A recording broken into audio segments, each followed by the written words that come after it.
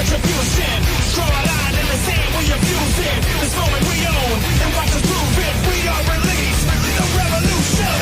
Let's go ignite, elements collide in a flash of light. And you feel the hope, that means it's time.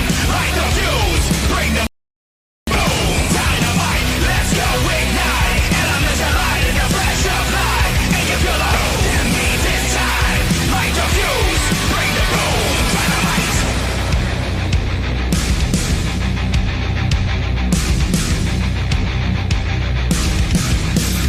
Let's live forever.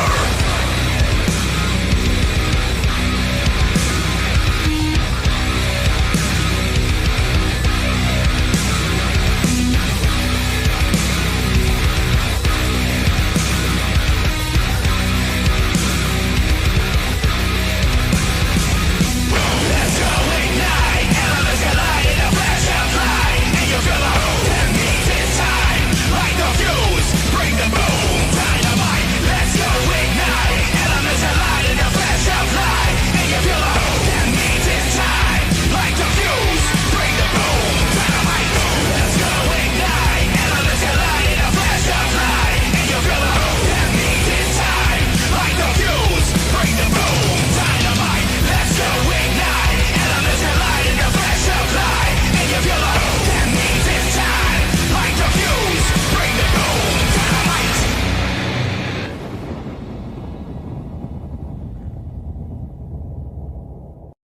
If you smell what the rock is cooking. The rock says, the rock says. The rock says,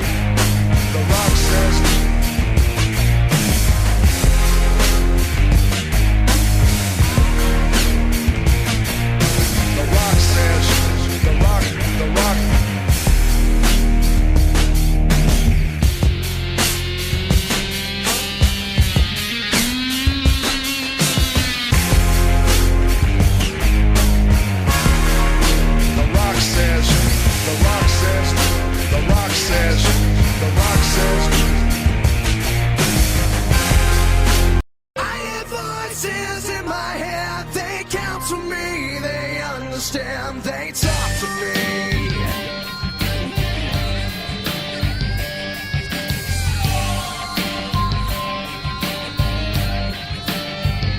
You got your rules in your religion, all designed to keep you safe.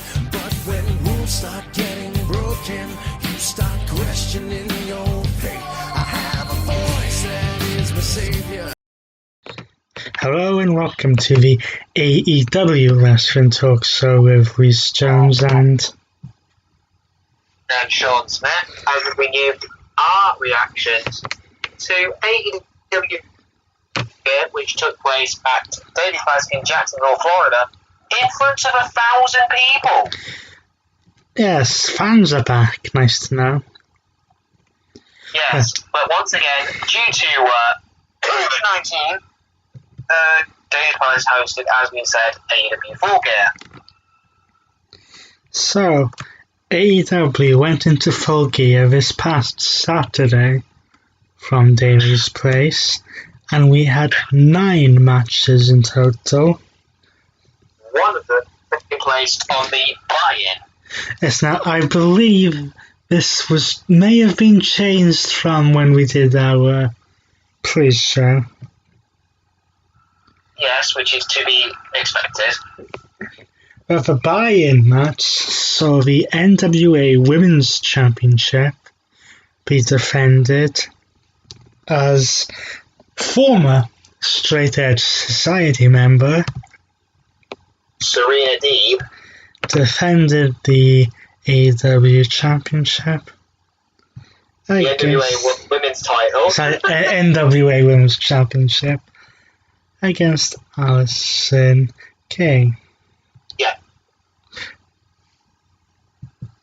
And considering that she only won the championship like a week earlier, it was no real surprise to see Serena successfully defend the championship with a Senility Rock.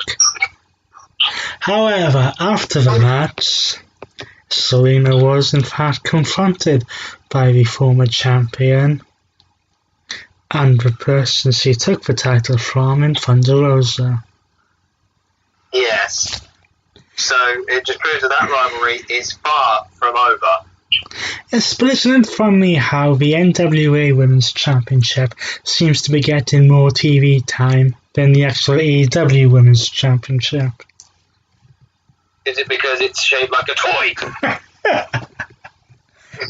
That's probably the case. But anyway, moving on to the main card. The main card opened up with a slightly surprising match, and that was the tournament final match between Hangman Adam Page and Kenny Omega to decide who would be the winner and number one contender for the AEW World Championship. So let's talk you through how these two individuals got to the final. Kenny Omega got to the final with wins over Sonny Kiss and Pentalol. Yes, and Hangman Adam Page got through with wins against Colt Cabana and Wardlow.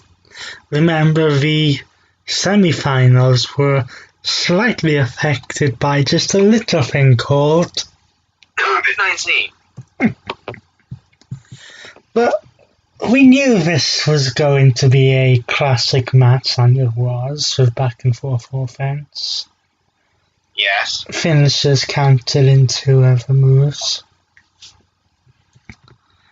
And when we get to who won this match and then the main event, you can see why it happened. Yes. But at the conclusion of this match, it was Kenny Omega with a one-winged angel who put down his former tag team championship partner, Kenny Omega. And Adam Page, sorry.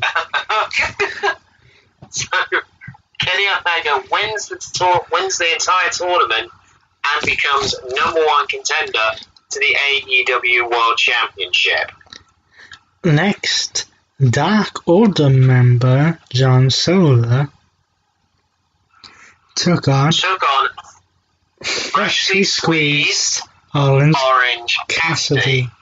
Orange Cassidy has been on a rise ever since his surprisingly good feud with the champion Chris Jericho.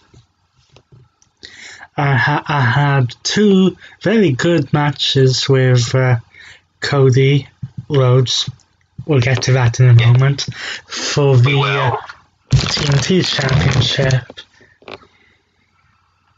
So it was no real surprise that after a steady match, it was Orange Cassidy who picked up the win with a beach break.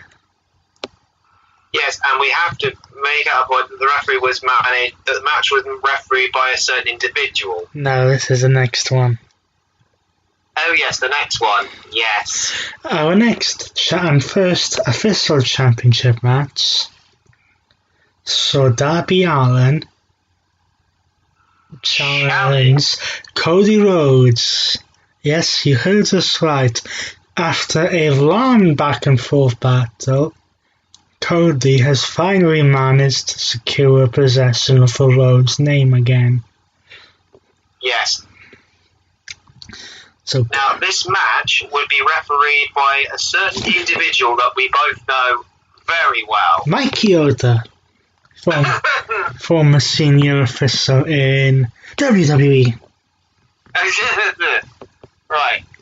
Going into this match, we all thought that Cody Rhodes was going to walk out here with his championship, considering he's not long won it back. Yes, but remember, these two have had some barn burners over the championship before, and Darby Allin is almost a Jeff Hardy type figure. Pretty much.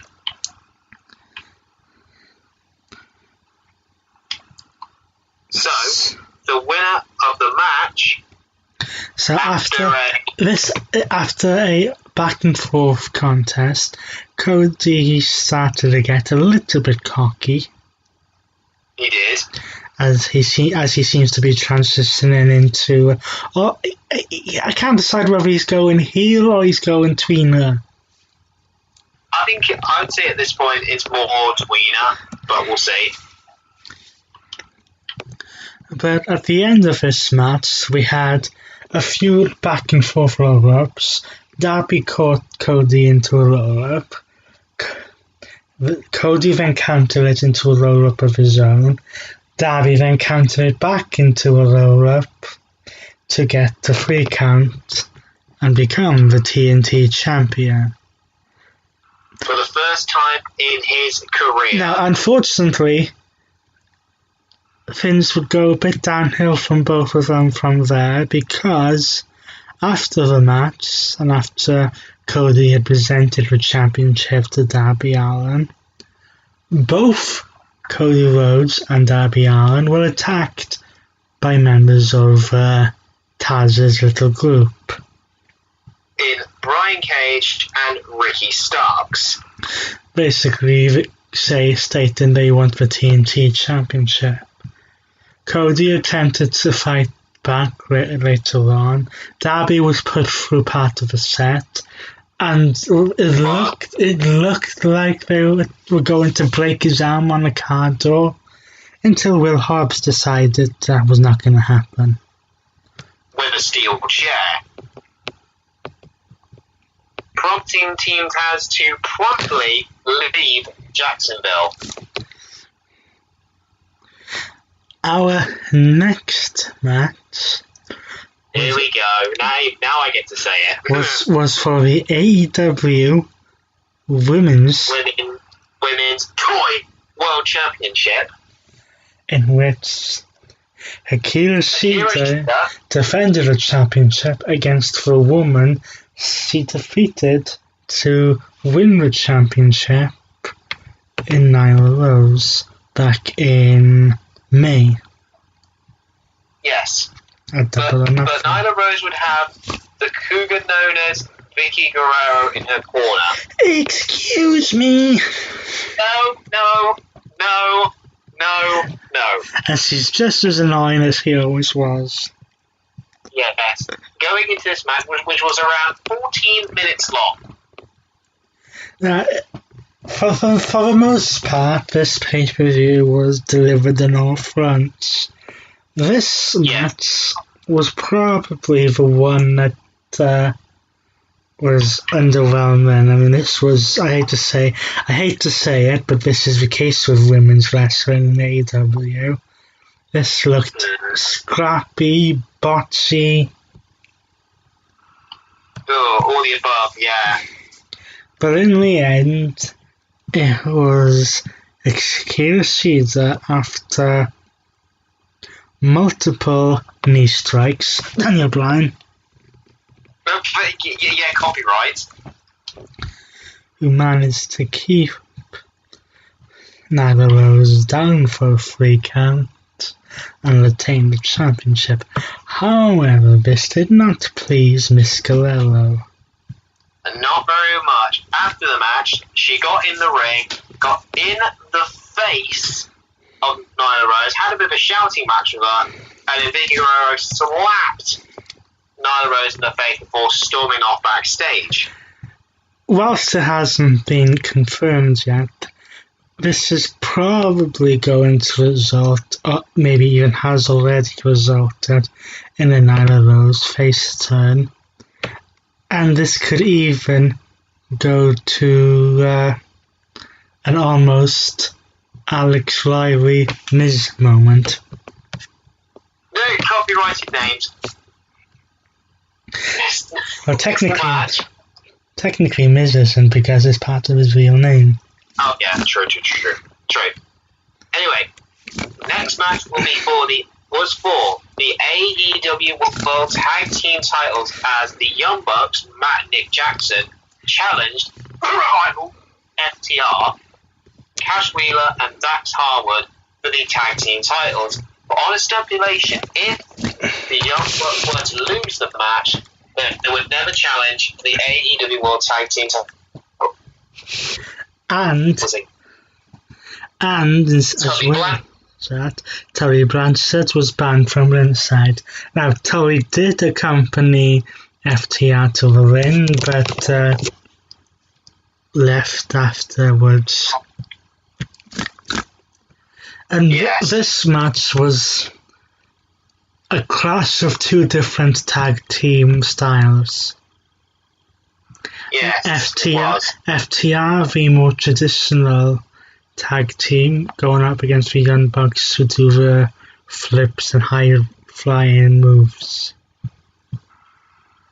It was what you would normally expect from a tag team match between these two teams. Again, it's what you would expect about two teams who are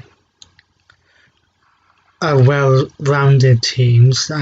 This match could easily have happened in another company if they even cared about tag team wrestling.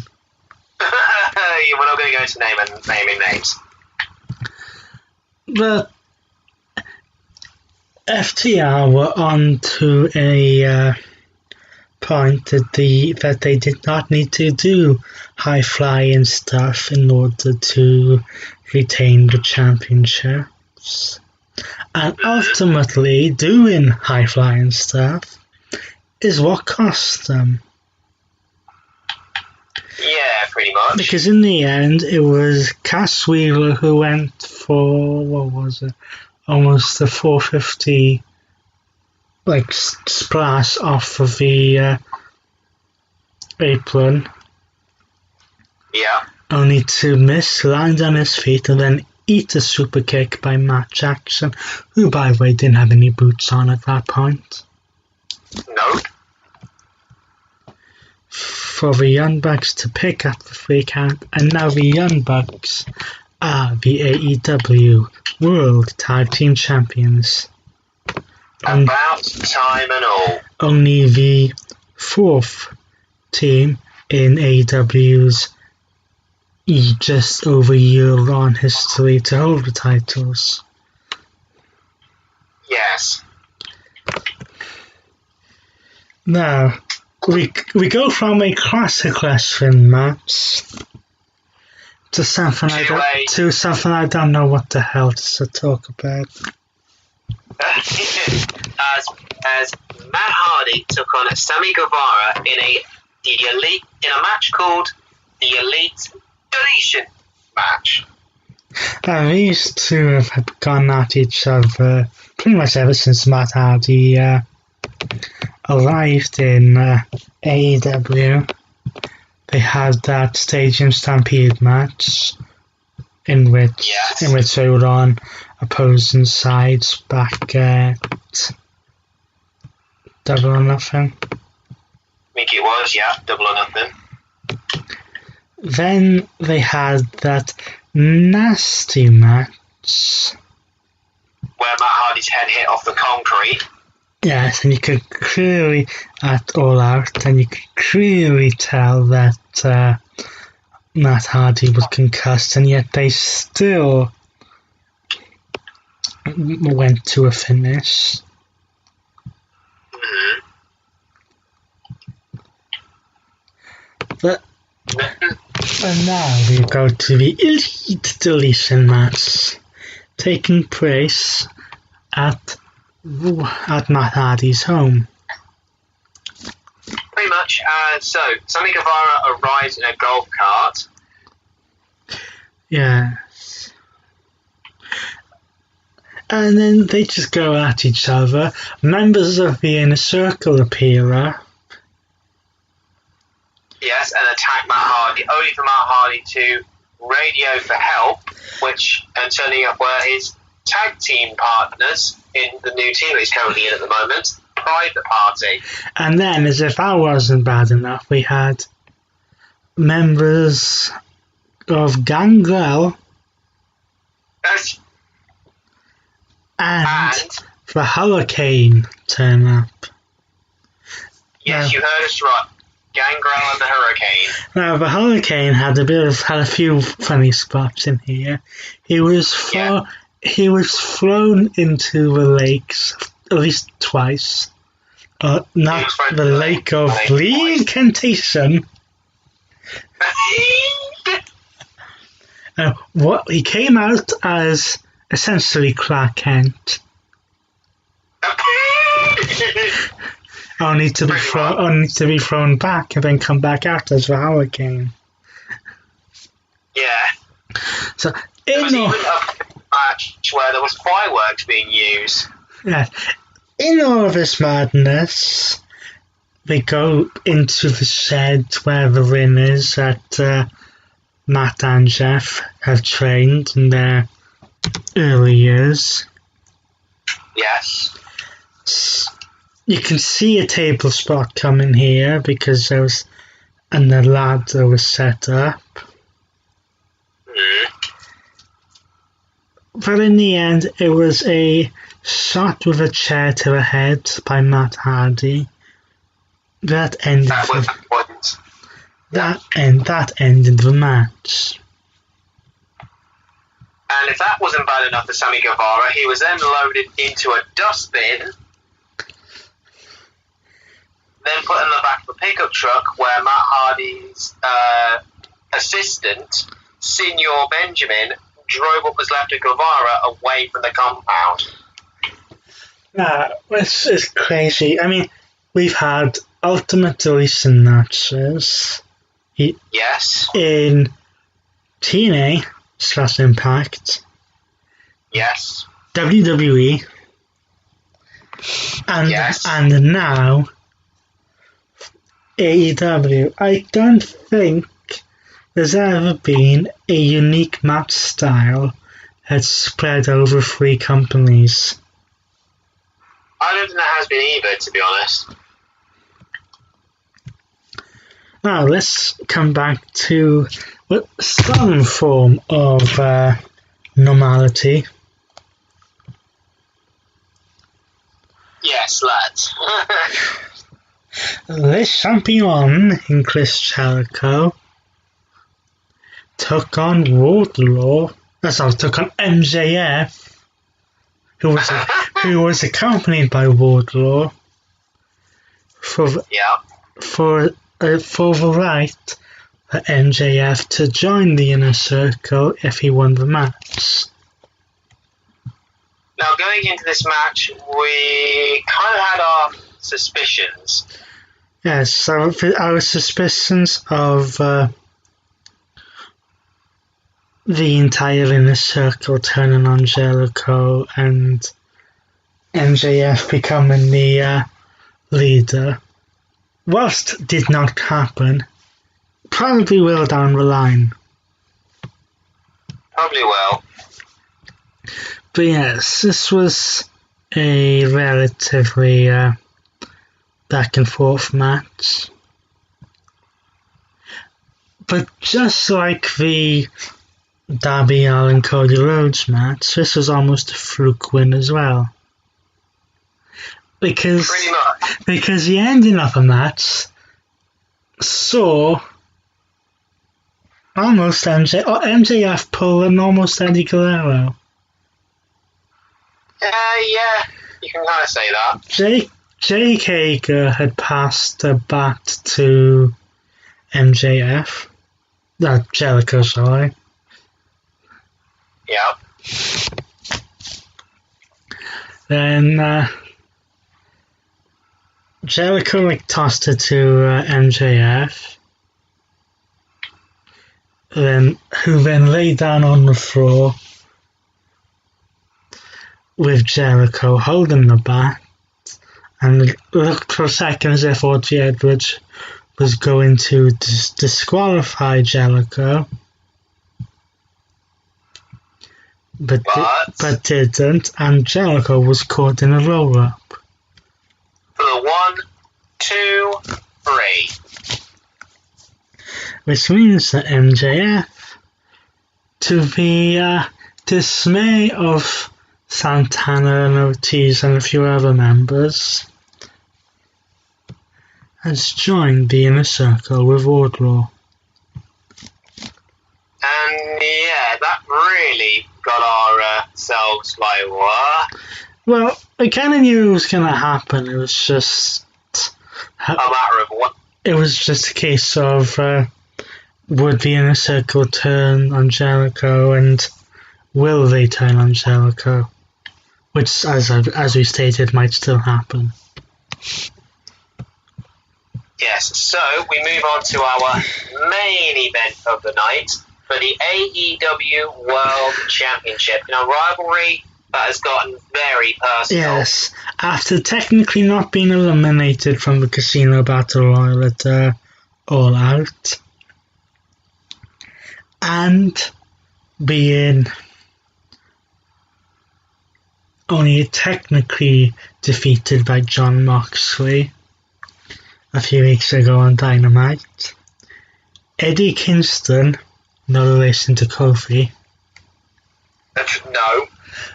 challenged Jon Moxley in an I Quit match for the AEW World Championship. So, bell rings. First And immediately, of all, what is it with Jon Moxley and having brutal matches at Full Gear? yeah, Jon Moxley is 1 year to the day since that brutal match he had with Kenny Omega at the last Full Gear. But anyway, yeah, the bell goes, and immediately these two are at each other. Throw each other into the barricade. You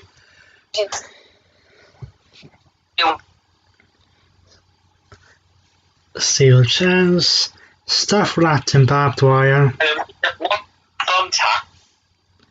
Yes, thumbtacks. Yes. Mick Foley, anyone? Sounds familiar. But after a brutal beating on both men, Jon Moxley was choking Eddie Kingston with a barbed wire, with barbed wire, which made Kingston say, "I quit." Thus, Jon Moxley retained the championship. Now, after the match, well, first of all, after the match, Kenny Omega would make his third appearance of the night, because after the Young Bucks won the tag team titles, he came out to celebrate with them. But following this match, just before Full Gear went off the air, Kenny Omega would come down to have a stare down with Jon Moxley, and Moxley was like, come into the ring. I dare you. And Omega was like, not yet. So that does it for AEW Full Gear 2020.